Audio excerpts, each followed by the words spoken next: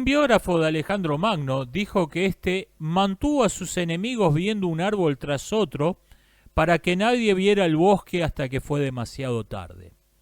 Y yo creo que Irán aplicó esa misma máxima de modo brillante en esta guerra. A pesar de que los medios de propaganda quieren mostrar a los árabes y musulmanes en general como una raza inferior que actúa de modo irracional y reaccionando de modo impredecible y son incapaces de hacer planes, lo cierto es que Irán ha demostrado uno de los planes estratégicos más brillantes en la historia. Y no estoy exagerando. El 7 de octubre del año pasado, tras varios años de conflicto de muy baja intensidad en Palestina, Hamás, aliado de Hezbollah y por lo tanto aliado indirecto de Irán, lanzó una razzia sobre territorio israelí. El ataque estuvo muy bien planificado para los modestos organismos de inteligencia que pueda tener una organización como esa, y desde el primer día se sospechó que había habido una potencia más importante detrás del ataque, planificando el ataque y coordinando a Hamás. En los meses siguientes, el Mar Rojo fue bloqueado para los aliados de Israel por las milicias hutíes, nominalmente parte de Yemen, pero de hecho un país independiente, que son un aliado tibio de Irán. Los hutíes pretenden ser chiitas para tener a Irán como aliado, pero lo cierto es que tienen una religión propia muy extraña, no son ni chiitas ni sunitas, son un culto, una secta, una cosa rara. Mientras tanto, Irán lanzó un agresivo patrullaje del Golfo Pérsico para recordarle a Arabia Saudita que puede bloquear sus dos costas al mismo tiempo si van a la guerra. Entre tanto, Israel ataca por tierra y por aire la franja de Gaza, les da un ultimato a Hezbollah para que se retiren de la frontera libanesa, al mismo tiempo que disparan bengalas sobre la población civil del Líbano para provocar terror y que la gente presione al gobierno para que acepte el ultimátum. Hezbollah no acepta el ultimátum y el gobierno libanés, cabreado por las operaciones de terror de Israel, no importa cuánto se detesten con Hezbollah, se puso de parte de sus tipos y el ultimátum israelí demostró ser un completo farol. Finalmente, después de unos 6 meses de esta guerra fría, Irán atacó abiertamente a Israel, aunque declaran que su intención no es escalar el conflicto, y esto es algo que yo no les creo. Yo creo que tienen intención de que la guerra vaya más, porque si planeaste algo como esto, no es para tirar 10 misiles y después sentarte a negociar. En esos 6 meses, Irán construyó una red de aliados que están envalentonados por la debilidad que ha demostrado Israel, incluyendo algunos que quizás ni soñaban un año atrás, como el hecho de garantizarse como mínimo la neutralidad del Líbano en el conflicto. Fueron dejando a su enemigo sin aliados. Ni siquiera hay una confirmación oficial de que Arabia vaya a permitirle a los aviones de combate israelíes volar sobre su territorio. Ya Qatar y Kuwait, dos importantes aliados de Estados Unidos en la región, dijeron que no van a permitir que la aviación israelí sobrevuele su territorio. O sea, lo fueron dejando completamente solo a los israelíes. Y en cuanto a Occidente, en lo que respecta a los gobiernos, la ayuda militar es una mercancía que está a la venta, que se compra, se vende en dólares. Pero el apoyo popular que tuvo inicialmente Israel gracias a las operaciones de propaganda en los mass media y en Internet, se fue perdiendo en los meses siguientes, y esto no es una cuestión pequeña en un año electoral en Estados Unidos. La batalla por el estrecho de Bab al-Mandeb, que venció de modo clarísimo la milicia hutí, nominalmente parte de Yemen, creo que nos permite extrapolar varias lecciones valiosas que se aplican también a un eventual bloqueo del estrecho de Hormuz en el Golfo Pérsico por parte de Irán, o eventualmente a un bloqueo del estrecho de Malaca en una eventual guerra asiática, que esperemos no ocurra, pero que tiene altas probabilidades. Uno, existiendo misiles baratos con un alcance de 2.000 kilómetros, la distinción entre batalla terrestre y batalla naval ha dejado de tener bastante sentido. Creo que se refiere esta distinción entre batallas navales y batalla terrestre, se refiere más que nada al objetivo estratégico y no al modo en cómo es peleada la batalla. Tenemos una batalla naval que fue ganada por fuerzas mayormente terrestres, con muy poca potencia naval. Tienen botes inflables, algunas lanchas artilladas y no más que eso. Y se pudieron enfrentar a las grandes potencias con éxito. Esa creo que es una gran lección que se puede extraer de esta batalla. Otra, para bloquear exitosamente un paso naval, no necesitas bloquearlo del todo, no necesitas poner cadenas de costa a costa como en el siglo XIX. Ya no funciona así un bloqueo naval. Simplemente atacando la suficiente cantidad de barcos como para hacer una molestia que justifique no pasar por ahí, lograste tu objetivo estratégico. Que las flotas marinas digan no, por acá mejor no pasemos, vamos a dar la vuelta por el Cabo de las Tormentas. Lograste tu objetivo estratégico, que era bloquear el paso a los aliados comerciales de Israel. Esta estrategia híbrida a mitad de camino entre la piratería y la guerra abierta demostró ser extraordinariamente efectiva en relación a una ecuación de costo-beneficio. Lo que logran con un costo bajísimo en bajas, en instrumentos perdidos, le hace misiles, el resultado que lograron es tremendamente efectivo. Si, estando bloqueado el estrecho de Bab al-Mandeb, si también se bloqueara el estrecho de Hormuz en el Golfo Pérsico, Arabia estaría prácticamente sitiada por completo en lo que respecta a las rutas comerciales. El único modo en que podría sacar sus mercancías, principalmente o casi exclusivamente el petróleo, a mar abierto sería a través del Golfo de Suez.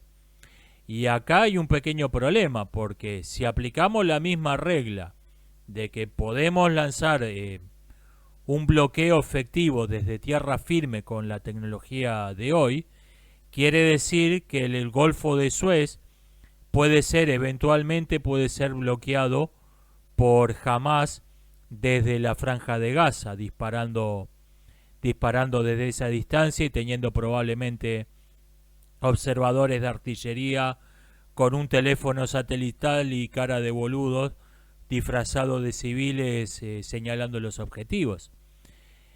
Esto es algo que creo muy improbable, salvo que la situación diplomática cambie de modo extremo. Egipto hasta ahora ha demostrado ser muy celoso de su neutralidad, le ha dejado bien en claro a los dos bandos que no va a tolerar una incursión militar en su territorio, y los dos bandos han respetado la neutralidad de Egipto. Por eso no creo que jamás vaya a bombardear el Golfo de Suez, territorio egipcio, porque esto llevaría a que Egipto les declare la guerra, y es insostenible una guerra con Egipto de un lado y Israel del otro, los harían polvo en un mes, es totalmente insostenible.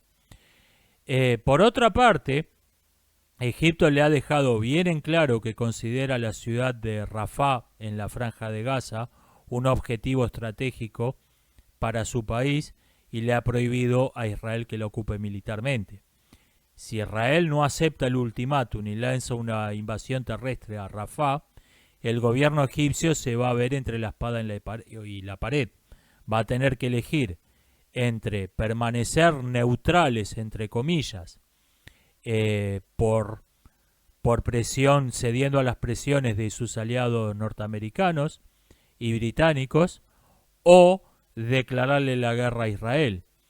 En cualquiera de los dos casos, haga lo que haga, esto es muy probable que dispare una guerra civil en Egipto, que recordemos viene de una revolución hace 13 años, probablemente mucho más sangrienta de lo que fue la revolución de 2011. Haga lo que haga, si hay una invasión israelí a Rafah, haga lo que haga el gobierno de Egipto, es muy probable que deje a la mitad de su país extremadamente cabrero y esto provoca una guerra civil.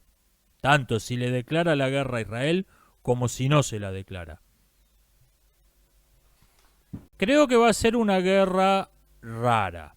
Si el Líbano, y me refiero al gobierno reconocido internacionalmente, no a Hezbollah, y Arabia permanecen neutrales, que es la hipótesis más razonable, el único puente de tierra entre Irán e Israel es a través de Siria y el norte de Irak.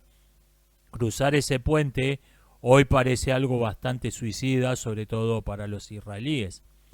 Por esto se ha dicho que es muy probable que sea una guerra a larga distancia, la cual se limite a un intercambio de misiles y quizás combates aéreos, pero que no haya ningún combate terrestre. A mí me cuesta creer esto, a mí esta hipótesis me parece muy extraña. Yo creo que los dos bandos van a buscar un modo de atacarse por tierra.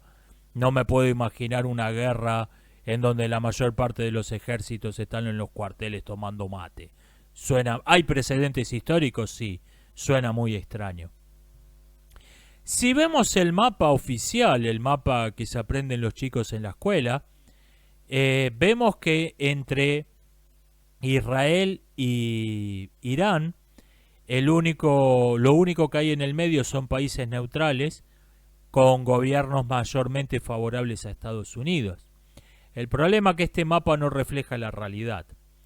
Irak tiene un gobierno pro-norteamericano, sí, pero no controla todo el territorio, no controla el norte del país, que está de facto en manos de una bolsa de gatos que se llaman las Fuerzas de Movilización Popular, que son una ensalada de chiitas que no reconocen al gobierno laico de Irak, yihadistas, nacionalistas kurdos y largos etcétera.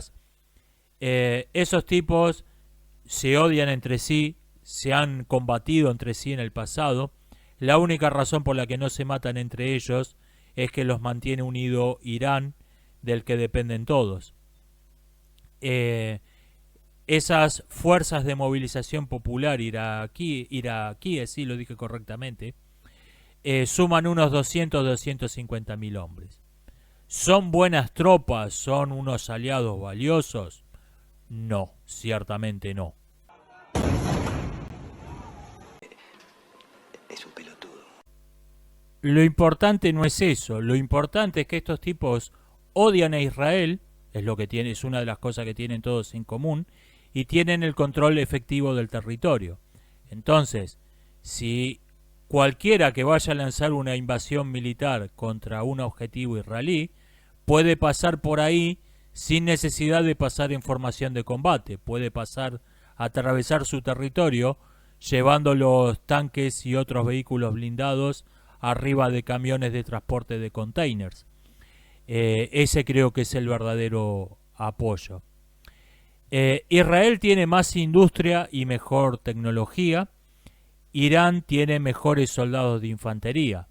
Por eso creo que los beneficia el combate terrestre en un terreno intrincado en donde los blindados no sirvan para gran cosa. Y la frontera entre Israel y el Líbano, controlada de facto por Hezbollah, suena como el lugar ideal para dar la batalla. ¿Qué objetivo tendría Irán en esta batalla? Yo creo que un objetivo racional, tanto en el sentido de no escalar demasiado el conflicto, más de lo que deseas, como de lograr algo realmente valioso, sería tomar la meseta del Golán, controlada de facto por Israel, aunque no forma parte de sus fronteras reconocidas internacionalmente. Probablemente si hay una guerra terrestre abierta entre Irán e Israel, la propaganda iraní declare que van a borrar a Israel del mapa, van a aniquilarlo por completo, pero este nunca va a ser su objetivo real.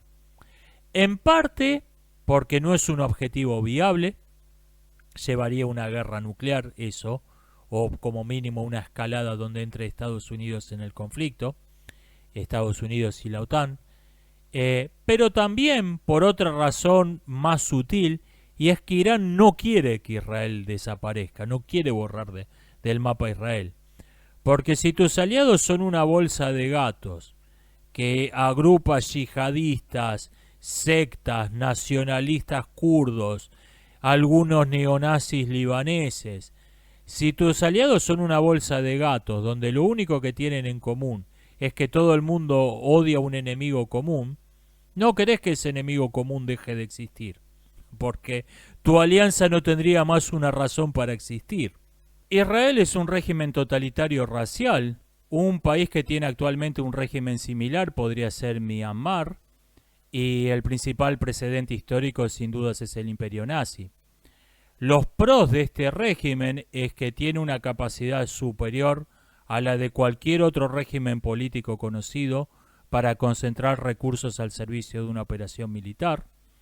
Tienen también unas fuerzas especiales numerosas y excepcionalmente buenas.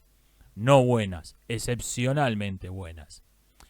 Las contras es su incapacidad para ser aliados. Un régimen racial básicamente se considera en guerra contra toda la humanidad, considera que el estado natural entre las naciones, entre los pueblos es la guerra, por lo que no puede hacer otra cosa que aliados temporarios, mercenarios y pactos de no agresión.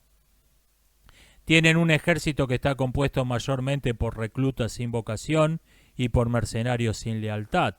Esto se vio claramente en la batalla del 7 de octubre, donde la mayoría de los combatientes, entre comillas, salieron corriendo sin pelear. Dejaron abandonados fuertes militares enteros con blindados, helicópteros. Dijeron, verá, yo me enlisté porque pagaban bien y el uniforme me quedaba bien. ¿Querés que pelee para ustedes? Ni loco. Tienen altos mandos incompetentes o completamente estúpidos, y esto es la consecuencia lógica de un ejército donde se asciende por la pureza racial y no por la efectividad demostrada. En un régimen étnico, el cuñadismo no es una forma de corrupción, es política de Estado. Un régimen racial es un Estado cuñadista. Tienden a sobrevalorar su potencial porque se creen su propia propaganda y por la misma razón a subestimar el poder del enemigo.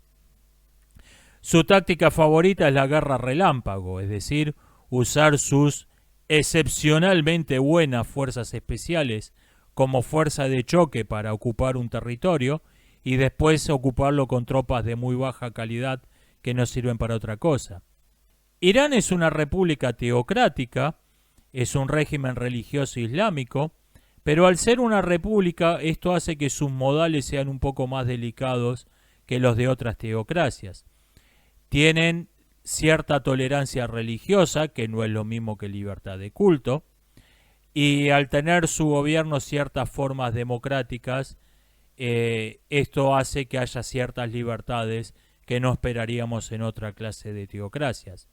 Un país que tiene actualmente un régimen similar es Turquía, y un precedente histórico podría ser la Inglaterra de la época de Cromwell.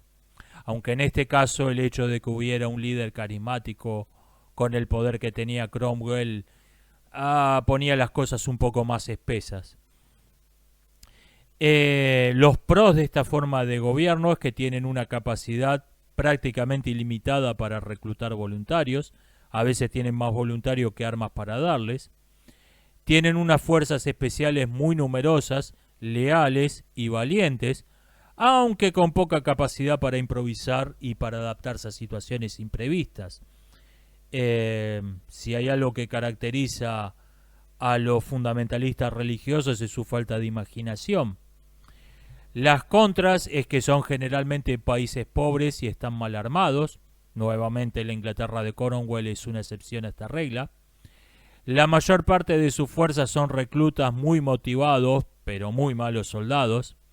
Y los altos mandos son poco creativos y con frecuencia excesivamente prudentes. Tienden a desaprovechar las oportunidades imprevistas que se suelen presentar en toda guerra. Digamos que esto tiene un punto favorable, y es que tampoco van a tener un desastre de Sicilia como el que tuvo la democrática Atenas. La prudencia tiene su lado bueno. Su táctica favorita son las olas humanas, o sea, enviar primero enormes masas de reclutas de muy baja calidad como carne de cañón para debilitar las defensas enemigas y después romper la línea del enemigo con sus fuerzas especiales. Obsérvese que la ola humana en cierto sentido es el negativo de la guerra relámpago. Si hacemos un balance de los pros y los contras de cada uno, vamos a llegar a la conclusión de que a Israel le gustan las guerras cortas y mayormente aéreas, mientras que a Irán la favorecen las guerras largas, mayormente terrestres. Por esto no me creo que sea verdad que Irán esté tratando de desescalar el conflicto. Creo que esto es un farol. Yo creo que Irán quiere una guerra larga y quiere llevar la guerra a la tierra, quiere llevar la guerra al combate terrestre, muy probablemente por la meseta del Golán. Y bueno, la pregunta del millón: ¿qué riesgo hay de que este conflicto escale en una guerra mundial? Yo soy moderadamente optimista, creo que la probabilidad de que eso ocurra es relativamente baja. Sí creo que el conflicto va a escalar, pero va a escalar como guerra regional. El interés de Estados Unidos por Medio Oriente se limita al petróleo. Israel es un medio, no un fin en sí mismo.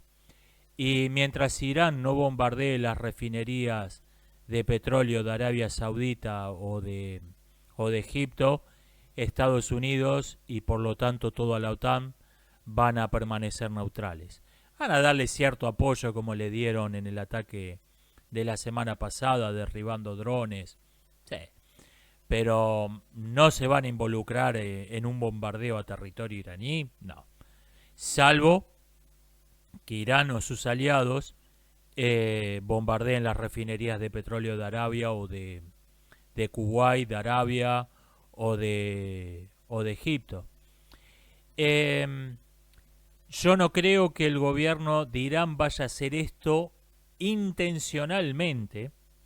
El problema es que, siendo sus aliados en la región una bolsa de gatos, con gente que en algunos casos no es la gente más psicológicamente estable, más racional del mundo, puede ser que se le vayan de las manos.